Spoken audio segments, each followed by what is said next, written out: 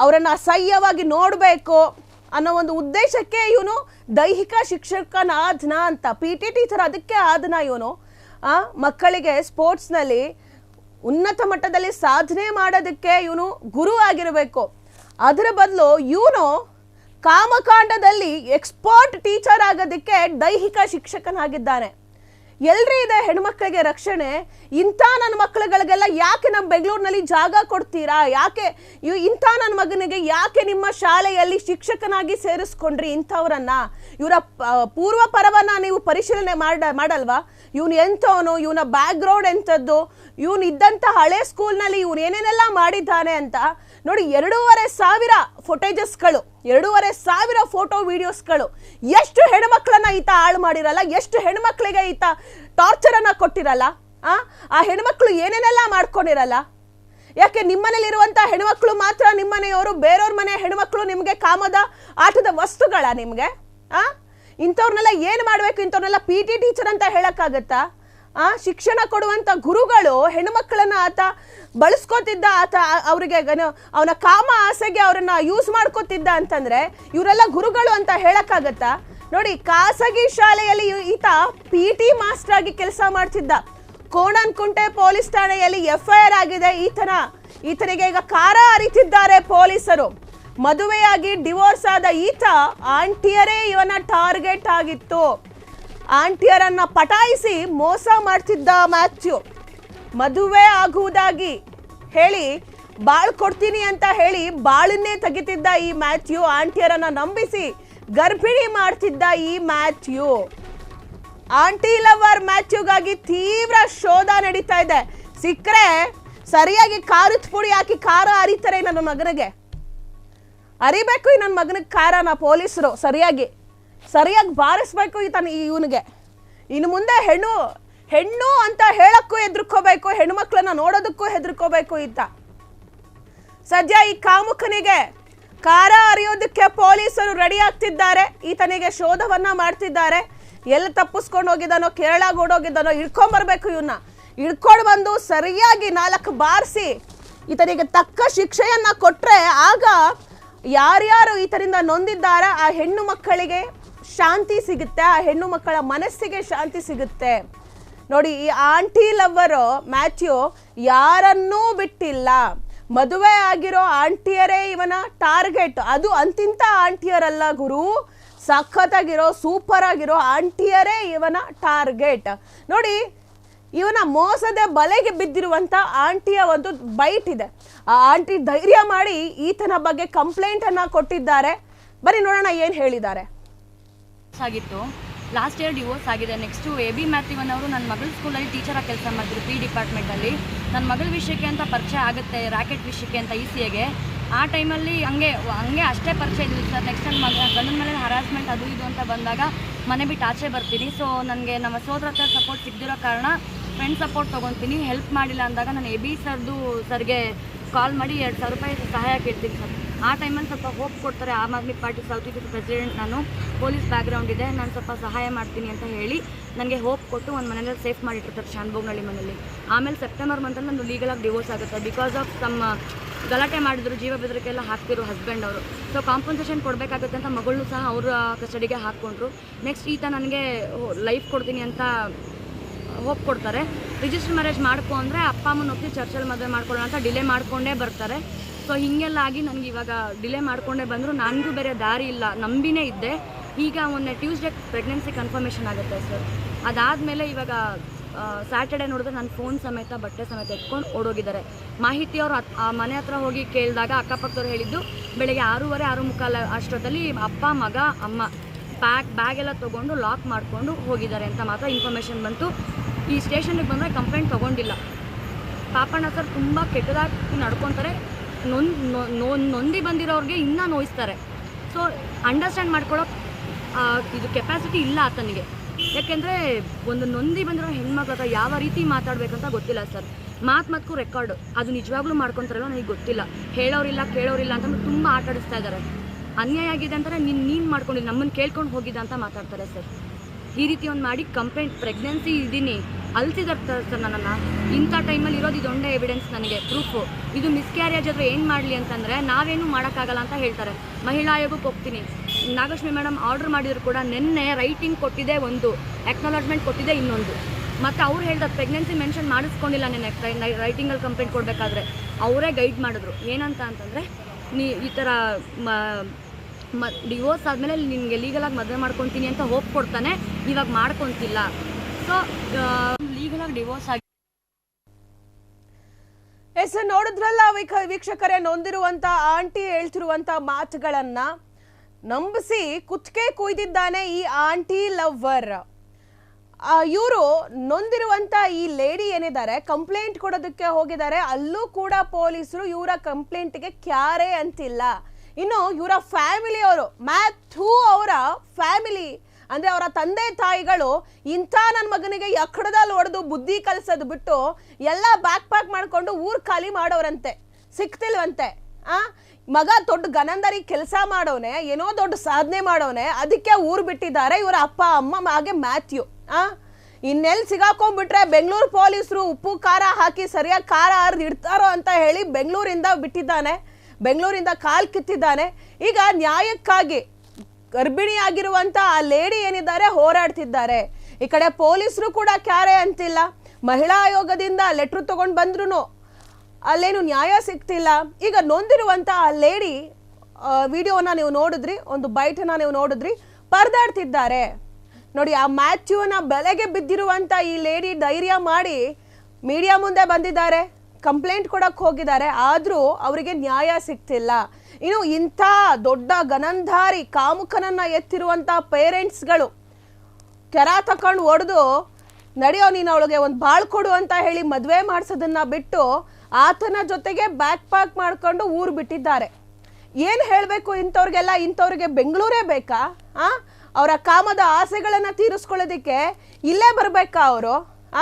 ಅವ್ರ ರಾಜ್ಯದಲ್ಲಿ ಅವ್ರು ಇರೋದಕ್ಕಾಗಲ್ವಾ? ಅಂತಹ ಕಾಮುಕರಿಗೆ ಬೆಂಗಳೂರಿನಲ್ಲಿ ಜಾಗ ಕೊಟ್ಟು ಒಂದು PT ಮೇಸ್ಟ್ರಿಗೆ ತಗೋತಾರಲ್ಲ ಆ ಖಾಸಗಿ ಶಾಲೆಯವ್ರಿಗೆ, ಅವ್ರಿಗೆ ಏನು ಹೇಳ್ಬೇಕು ಹೇಳಿ?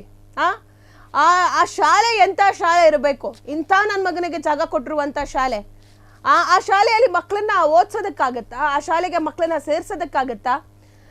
ಇಂಥ ಶಿಕ್ಷಕರನ್ನ ನೀವು ಯಾರನ್ನಾದ್ರೂ ಶಿಕ್ಷಕರನ್ನ ಶಾಲೆಗೆ ತಗೋಬೇಕು ಅಂತಂದ್ರೆ ಅದರಲ್ಲೂ ಸ್ಪೆಷಲ್ ಆಗಿ ಈ ಗಂಡಸರನ್ನ ತಗೋಬೇಕು ಅಂತಂದ್ರೆ ಶಿಕ್ಷಕರನ್ನಾಗಿ ಅವರ ಪೂರ್ವ ಪರವನ್ನ ನೀವು ಪರಿಶೀಲಿಸಲೇಬೇಕು. ಇದು ಎಲ್ಲ ಖಾಸಗಿ ಶಾಲೆಗಳಿಗೂ ಹೇಳ್ತಿರುವಂಥದ್ದು. ಯಾಕಂದ್ರೆ ಹೆಣ್ಣು ಮಕ್ಕಳನ್ನ ಯಾರ್ಯಾರು ಹೇಗೆ ನೋಡ್ತಾರೆ, ಅವರ ಆಸೆಗಳೇನಿದೆ, ಅವರ ಮನಸ್ಸೊಳಗೇನಿದೆ, ಹೊರಗಡೆ ಏನು ತೋರಿಸ್ತಿದ್ದಾರೆ ಅದು ಯಾರಿಗೂ ಗೊತ್ತಾಗಲ್ಲ. ಹೊರಗಡೆ ಪಾಪ ತುಂಬಾ ಡೀಸೆಂಟು, ಹೆಣ್ಮಕ್ಳಿಗೆ ಗೌರವ ಕೊಡ್ತಾರೆ ಅಂತ ನಾವು ಅಂದ್ಕೋತೀವಿ. ಆದರೆ ಒಳಗಡೆ ಅವರ ಮನಸ್ಸಿನ ಒಳಗಡೆ ಆ ಹೆಣ್ಣು ಮಕ್ಕಳ ಆಸೆ ಜಾಸ್ತಿ ಇರುತ್ತೆ. ಹೆಣ್ಮಕ್ಳನ್ನ ಕಾಮದ ದೃಷ್ಟಿಯಲ್ಲಿ ನೋಡ್ತಿರ್ತಾರೆ, ಅದು ಗೊತ್ತಾಗಲ್ಲ, ಮಕ್ಳಿಗೂ ಗೊತ್ತಾಗಲ್ಲ ಪಾಪ. ಹಾಗಾಗಿ ನೀವು ಶಿಕ್ಷಕರನ್ನ ಶಾಲೆಗೆ ಸೇರಿಸ್ಕೋಬೇಕು ಅಂತಂದ್ರೆ ಶಿಕ್ಷಕನ್ನ, ಅವನ ಪೂರ್ವ ಪರವನ್ನ, ಅವನ ಕೆಟ್ಟ ಚಟ, ಒಳ್ಳೆ ಚಟ, ಅವನ ಬಿಹೇವಿಯರ್ ಹೇಗೆ, ಪ್ರೀವಿಯಸ್ ಸ್ಕೂಲ್ನಲ್ಲಿ ಹೇಗಿದ್ದ, ಅವನನ್ನ ಯಾಕಲ್ಲಿ ಕೆಲಸದ ತೆಗೆದ್ರು, ಇದನ್ನೆಲ್ಲ ಪರಿಶೀಲನೆ ಮಾಡಬೇಕು.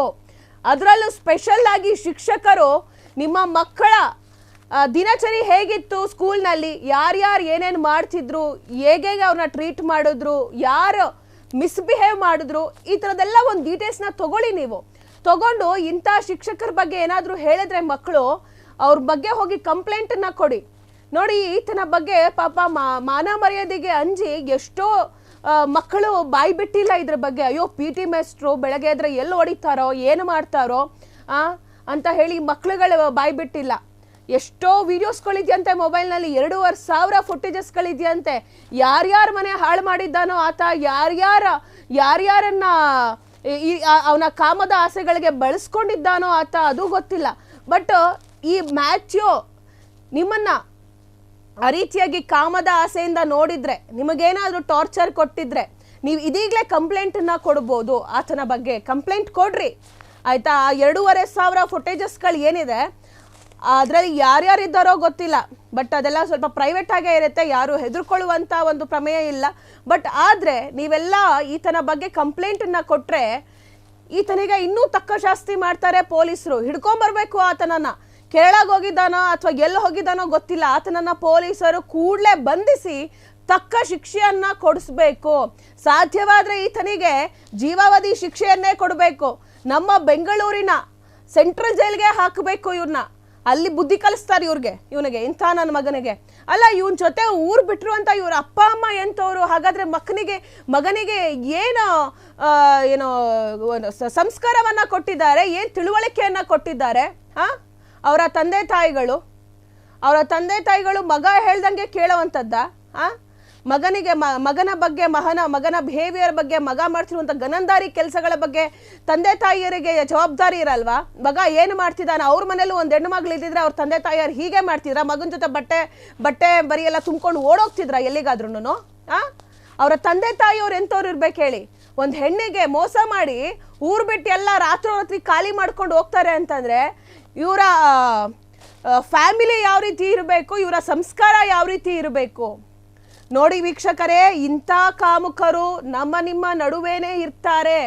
ಇಂಥವರಿಗೆ ನೀವು ಸರಿಯಾಗಿ ತಕ್ಕ ಶಾಸ್ತಿ ಮಾಡದೇ ಇದ್ರೆ ಇವರದ ಕಾಮದ ಚೇಷ್ಟೆಗಳು, ಆಟಗಳು ಜಾಸ್ತಿ ಆಗುತ್ತೆ. ಅಲ್ಲಿಂದಲ್ಲೇ ನೀವು ಡ್ರಾ ಕೊಡಿ, ಅವನಿಗೆ ಬಹುಮಾನ ಕೊಡಿ, ತೆಗೆದೊಂದೆರಡು ಬಿಟ್ರೆ ಸುಮ್ಮನಾಗ್ತಾರೆ. ಇಂಥವ್ರಿಗೆಲ್ಲ ಎಂಟರ್ಟೈನ್ ಮಾಡೋಕ್ಕೆ ಹೋಗ್ಬಾರ್ದು. ಇಂಥವ್ರಿಗೆಲ್ಲ ಹೆಣ್ಮಕ್ಳನ್ನ ಏನು ಅನ್ಕೊಂಡಿದ್ದಾರೆ? ಅವ್ರಿಗೂ ಮನೇಲಿ ಮಕ್ಳಿರ್ತಾರೆ, ಬಟ್ ಆದರೆ ಕಂಡೋರು ಹೆಣ್ಮಕ್ಳು ಕಂಡ್ರೆ ಜೊಲ್ ಸೂರಿಸ್ತಾರೆ. ಏನು ಹೇಳೋದು ಇಂಥವ್ರಿಗೆಲ್ಲ? ಬರೀ ಒಂದು ಕಡೆ ನೋಡಿ, ಶಾಲೆಯಲ್ಲಿ ಚಿಕ್ಕ ಮಕ್ಕಳಿಗೆ ಈ ರೀತಿಯ ಅವನು ಟಾರ್ಚರ್ ಮಾಡಿದ್ದಾನೆ. ಆ ಮಕ್ಕಳನ್ನು ಅವನ ಕಾಮದ ಆಸೆಗೆ ಫೋಟೋಗಳನ್ನ ಓಡ್ಕೊಂಡು ವಿಡಿಯೋಸ್ಗಳನ್ನ ಮಾಡಿಕೊಂಡು ಎಂಜಾಯ್ ಮಾಡ್ತಿದ್ದ ಅಂತಂದರೆ ಪಾಪ ಆ ಮಕ್ಕಳು ಏನು ಮಾಡಿದ್ವು? ಆ ಮಕ್ಕಳು ಯಾರಿಗೆ ಹೇಳ್ಕೊತಾರೆ? ಈತ ಆ ಮಕ್ಕಳಿಗೆ ಆ ಥರ ಟಾರ್ಚರ್ ಕೊಟ್ಟಿದ್ದಾನಲ್ಲ, ಎಷ್ಟು ಮಕ್ಕಳು ಏನು ಮಾಡ್ಕೊಂಡ್ವು? ಅಷ್ಟು ಮಕ್ಕಳಲ್ಲಿ ಒಂದೆರಡು ಮೂರು ಮಕ್ಕಳು ಮನನೊಂದು ಏನಾದರೂ ಒಂದು ಮಾಡ್ಕೊಂಡ್ಬಿಟ್ಟಿದ್ರೆ ಅದು ಅವರ ಪೇರೆಂಟ್ಸ್ಗಳಿಗೂ ಗೊತ್ತಾಗಿರಲ್ಲ. ಇಂಥವ್ರಿಂದ ಎಷ್ಟು ಜನ ಮಕ್ಕಳು ಮೆಂಟಲಿ ಡಿಪ್ರೆಸ್ಡ್ ಆಗಿಬಿಡ್ತಾರೆ. ಎಷ್ಟೊಂದು ಜನ ಮಕ್ಕಳು ಅವ್ರಿಗೆ ಮೆಂಟಲಿ ಟಾರ್ಚರ್ ಆಗುತ್ತೆ ಈ ರೀತಿಯಾಗೆಲ್ಲ ಮಾಡಿದ್ರೆ. ಕೆಲವೊಂದು ಮಕ್ಕಳು ಧೈರ್ಯವಾಗಿ ಅದನ್ನು ಫೇಸ್ ಮಾಡಿದರೆ, ಇನ್ನೂ ಕೆಲವರು ತುಂಬ ಸೆನ್ಸಿಟಿವ್ ಇರ್ತಾರೆ. ಅವರು ಬೆಳೆಯೋ ಮೊಳಕೆ ಅಂದರೆ ಬೆಳಿತಿರುವಂಥ ಒಂದು ಗಿಡವನ್ನು ಬೆಳಿಬೇಕಾದ್ರೇ ಚೂಡ್ದಂಗೆ ಆಗ್ಬಿಡುತ್ತೆ. ಅವ್ರಿಗೇನೋ ಕನಸಿರುತ್ತೆ, ಅವ್ರಿಗೇನೋ ಸಾಧನೆ ಮಾಡಬೇಕು ಅಂತಿರುತ್ತೆ. ಈ ಥರ ಹೆಣ್ಣು ಮಕ್ಕಳಿಂದ ಅವರ ಕನಸುಗಳೆಲ್ಲ ನುಚ್ಚು ನೂರಾಗ್ಬಿಡುತ್ತೆ. ಆ ಥರದೊಂದು ಟಾರ್ಚರನ್ನು ಕೊಡ್ತಿರುವಂಥದ್ದು ಈತ. PT ಟೀಚರ್ ಅಂದರೆ ಸ್ಪೋರ್ಟ್ಸಲ್ಲಿ ಹೆಣ್ಮಕ್ಳು ಧೈರ್ಯವಾಗಿರಬೇಕು, ಅದನ್ನೆಲ್ಲ ಫೇಸ್ ಮಾಡಬೇಕು. ಈ ಥರ ಕಾಮುಕರು ಏನಾದರೂ ಅಡ್ಡ ಬಂದರೆ ಅವ್ರನ್ನ ಹೆಂಗೆ ಫೇಸ್ ಮಾಡಬೇಕು ಅಂತ ಹೇಳ್ಕೊಡುವಂಥ ಒಬ್ಬ ಗುರು PT ಟೀಚರ್. ಈತನೇ ಕಾಮುಕನಾದರೆ ಇನ್ನು ಎಲ್ಲಿ ಹೆಣ್ಮಕ್ಳಿಗೆ ಧೈರ್ಯ ತುಂಬ್ತಾನೆ? ಹೆಣ್ಮಕ್ಳನ್ನ ಈ ಥರ ಕಾಮುಕರ ವಿರುದ್ಧ ಹೋರಾಡುವಂಥ ಒಂದು ಮನೋಭಾವವನ್ನು ಹೇಗೆ ಬೆಳೆಸ್ತಾನೆ? ಈತನನ್ನ ನೋಡೇ ಹೆಣ್ಮಕ್ಳು ಭಯ ಪಟ್ಕೊಬಿಡ್ತಾರೆ. ಇಂಥ ನನ್ನ ಮಕ್ಳು ಇರ್ತಾರಪ್ಪ ಜಗತ್ನಲ್ಲಿ, ನಾವು ದಿನನಿತ್ಯ ಇಂಥ ನನ್ನ ಮಕ್ಳನ್ನೆಲ್ಲ ನೋಡಬೇಕಾಗತ್ತೆ, ಹಾಗಾಗಿ ನಾವು ಹುಷಾರಾಗಿರಬೇಕು, ಮನೆ ಬಿಟ್ಟು ಆಚೆ ಬರೋದಕ್ಕೂ ಹೆದರ್ಕೋಬೇಕು ಇಂಥ ನನ್ನ ಮಕ್ಕಳಿಂದ. ಒಂದಲ್ಲ ಎರಡಲ್ಲ 2,000 ಅಶ್ಲೀಲ ಫೋಟೋಗಳು ಪ್ರಜ್ವಲ್ ರೇವಣ್ಣನನ್ನೇ ಮೀರಿಸಿದ್ದಾನೆ ಈತನಿಗೆ ತಕ್ಕ ಶಿಕ್ಷೆ ಆಗಲೇಬೇಕು. ನೋಡಿ, ಅಂದವಾಗಿರೋ ಆಂಟಿಯರೇ ಈತನ ಟಾರ್ಗೆಟ್. ಎಷ್ಟು ಜನ ಆಂಟಿಯರು ಈತನ ಬಲೆಯಲ್ಲಿ ಬಿದ್ದು ಜೀವನ ಹಾಳು ಮಾಡ್ಕೊಂಡಿದ್ದಾರೋ, ಗಂಡ ಮಕ್ಕಳನ್ನ ಬಿಟ್ಟು ಬಂದಿದ್ದಾರೋ ಗೊತ್ತಿಲ್ಲ. ಅವ್ರಿಗೆಲ್ಲ ಬಾಳ್ಕೊಡ್ತೀನಿ ಅಂತ ಹೇಳಿ ಗರ್ಭಿಣಿಯನ್ನಾಗಿ ಮಾಡ್ತಿದ್ನಂತೆ. ನೋಡಿ, ಎಂಥ ನನ್ನ ಮಗ ಇರಬೇಕು ವೀಕ್ಷಕರೇ. ನಿಜವಾಗ್ಲೂ ಇಂತಹ ಕಾಮುಕರು ಯಾರು? ಮ್ಯಾಥ್ಯೂ ಅಲ್ಲ, ಅವನು ಇಂಥ ಕಚಡ ನನ್ನ ಮಕ್ಕಳು ನಿಮ್ಮ ನಡುವೇನೆ ಇರ್ತಾರೆ. ಹುಷಾರಾಗಿರಿ ನೀವು. ಇಂಥ ನನ್ನ ಮಕ್ಕಳು ನಿಮ್ಗೇನಾದರೂ ಟಾರ್ಚರ್ ಮಾಡಿದ್ರೆ, ಹಿಂಸೆ ಮಾಡಿದ್ರೆ, ಅವ್ರೇನಾದರೂ ನಿಮ್ಮನ್ನ ಪ್ರವೋಕ್ ಮಾಡಿದ್ರೆ ಅಲ್ಲೇ ಬಹುಮಾನ ಅಂದಂಗೆ 4 ಕೊಟ್ಟುಬಿಡಿ. ಆಮೇಲೆ ಮಿಕ್ಕಿದ ಪೊಲೀಸರು ನೋಡ್ಕೋತಾರೆ. ಇವ್ರಿಗೆಲ್ಲ ಹೆದರ್ಕೊಂಡು ಅಯ್ಯೋ ಯಾರೇನಂತಾರೋ, ಸಮಾಜ ಏನನ್ನುತ್ತೋ ಅಂತಿದ್ರೆ ಇಂಥ ನನ್ನ ಮಕ್ಕಳು ಬಾಲ ಬಿಚ್ತಾನೇ ಇರ್ತಾರೆ. ಇವ್ರಿಗೆಲ್ಲ ನೀವು ತಕ್ಕ ಶಿಕ್ಷೆಯನ್ನ ಅಲ್ಲಿಂದಲ್ಲೇ ಕೊಡಬೇಕು, ಆಗಲೇ ಇವ್ರು ಸುಮ್ಮನಾಗೋದು. ಇಂತಹ ಕಾಮುಕರಿಗೆ, ಹೆಣ್ಣು ಬಾಕರಿಗೆ ತಕ್ಕ ಶಿಕ್ಷೆ ಕೊಟ್ಟಿಲ್ಲ ಅಂತಂದ್ರೆ ದಿನದಿಂದ ದಿನಕ್ಕೆ ಜಾಸ್ತಿ ಆಗ್ತಿರ್ತಾರೆ. ಹೆಣ್ಣು ಮಕ್ಕಳು ಹೊರಗಡೆ ಹೋಗೋದಕ್ಕೆ, ಬೆಳೆಯೋದಕ್ಕೆ ತೊಂದರೆ ಆಗುತ್ತೆ. ಇವರನ್ನ ಫಸ್ಟು ಸ್ಟಾರ್ಟಿಂಗಲ್ಲೇ ಚೂಟ್ ಹಾಕಬೇಕು. ಹೆಣ್ಮಕ್ಳ ಜೀವನನ ಇವ್ರೇನ್ ಚಿವುಟಾಗ್ತಿದ್ದಾರೆ, ಸ್ಟಾರ್ಟಿಂಗಲ್ಲೇ ಬೆಳೆಯೋ ಮೊಳಕೆನ ಸ್ಟಾರ್ಟಿಂಗಲ್ಲೇ ಚಿವುಟೋದು ಅಂತಾರಲ್ಲ, ಹಂಗ್ ಮಾಡ್ತಿದ್ದಾನ ಇವನು. ಕ್ಷಣ ಕ್ಷಣದ ಸುದ್ದಿಗಳಿಗಾಗಿ ಫ್ರೀಡಂ ಟಿವಿ ಸಬ್ಸ್ಕ್ರೈಬ್ ಮಾಡಿ, ಲೈಕ್ ಮಾಡಿ ಹಾಗೂ ಫಾಲೋ ಮಾಡಿ. ಹೊಸ ಸುದ್ದಿಗಳ ನೋಟಿಫಿಕೇಶನ್ಗಾಗಿ ಬೆಲ್ ಐಕಾನ್ ಮೇಲೆ ಕ್ಲಿಕ್ ಮಾಡಿ.